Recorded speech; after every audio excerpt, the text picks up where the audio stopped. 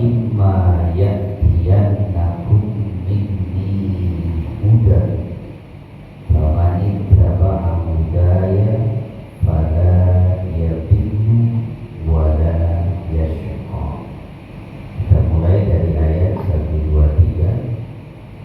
Qala Allah berfirman, ihbitu, turunlah kalian berdua. Siapa maksudnya? Kaitannya dengan kisah Adam dan Hawa. Turunlah kalian berdua minha, darinya, yaitu dari surga. Walaupun yang diajak bicara dua orang, tetapi sasarannya termasuk semua dengan iblis yang terusir. Maka jami'an kata berikutnya itu semuanya, kalian semua, turunlah kalian semua dari surga. Ba'dukum min li ba'din aduwwun, sebahagian kalian adalah musuh bagi sebahagian lainnya. Allah sudah mengingatkan sejak awal bahwa setan, iblis itu adalah musuh bagi kalian. Nah, yang penting berikutnya ini pesan dari Allah yang disampaikan kepada Adam dan Hawa, dan ini pesan untuk kita semua juga. Apa? Fa imma ya'tiyannakum minni hudan, jika benar-benar datang pada kalian dariku hudan, petunjuk, yakni jika nanti setelah kamu tinggal di bumi, hai Adam, Hawa, dan turunan kalian, jika datang kepada kalian petunjuk dariku melalui para nabi yang diutus, melalui kitab-kitab suci yang diturunkan, maka faman ittaba'a hudaya fala yadhillu wa la yashqa. Maka ketahuilah, siapa yang mengikuti petunjukku, dia tidak akan sesat dan tidak akan celaka. Ini poinnya itu. Pesan pertama buat kita, ya, bukan hanya untuk nanti ada, bahwa siapa yang mengikuti petunjuk Allah, dia tidak akan tersesat dan tidak akan celaka. Nah, di dalam tafsirnya, faman ittaba'a hudaya itu yakni al-kitaba wa rasulah. Siapa yang mengikuti petunjukku, itu maknanya adalah mengikuti Alkitab, yaitu Al-Quran, dan mengikuti Rasul. Maka dalam satu riwayat, Sa'id bin Jubair dari Ibnu Abbas, beliau mengatakan bahwa man qara'al Qur'an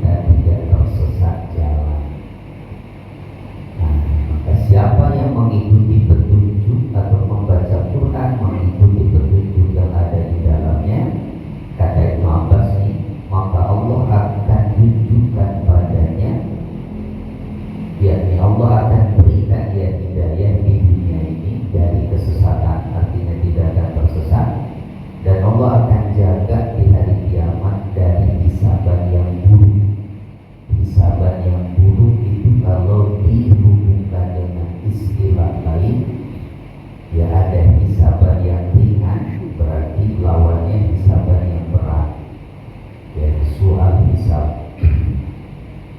Orang-orang yang beriman kepada Nabi, mereka itu dihisab dengan hisaban yang ringan, yang mudah-mudahan termasuk kita, yaitu hanya ditunjukkan saja amal-amal perbuatan yang termasuk dosa-dosanya, lalu setelah itu Allah mengampuni dosa-dosa mereka tanpa ada interogasi. Nah, maka hisaban yang tidak ringan, hisaban yang berat, hisaban yang buruk itu berarti adalah hisaban yang setiap amal yang ditunjukkan itu diinterogasi. Seperti hisaban pada 3 orang yang disebutkan dalam hadis Nabi yang masuk ke neraka walaupun mereka tampak adalah orang-orang yang baik, orang yang mati syahid, orang kaya yang dermawan, orang alim yang mengajarkan ilmu. Itu karena tiadanya keikhlasan pada hati mereka, ternyata dan diinterogasi oleh Allah sampai akhirnya masuk neraka. Alhamdulillah. Jadi ini yang pertama pesannya ya, siapa yang membaca Quran, mengikuti petunjuk yang ada di dalamnya, jaminannya itu apa?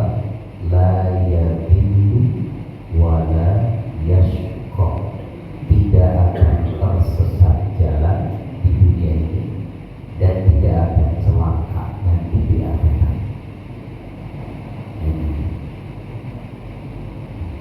Bukan hanya perlu dicatat, tapi ini perlu diyakini sekali lagi ya, dan kita tanamkan kepada anak-anak kita.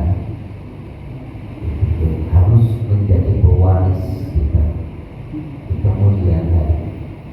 Jadi apapun mereka, apapun profesinya, selama mereka mengikuti Al-Quran, memegang teguh ajaran Al-Quran, tidak akan tersesat pemikirannya dan tidak akan celaka nanti di akhirat. Karena kalau manusia sudah berpaling dari Al-Quran, ada banyak sekali itu hari ini ya, pemikiran-pemikiran yang bisa menyesatkan. Jadi kalau manusia nggak punya satu pedoman hidup yang diyakini, ya bisa jadi bisa melenceng. Kemudian Imam Asy-Syafi'i dari Ibnu Abbas mengatakan, ajarallahu ta'ala tabi'al Qur'an min an yadilla fid dunya wa yashqa fil akhirah, bahwa Allah akan menyelamatkan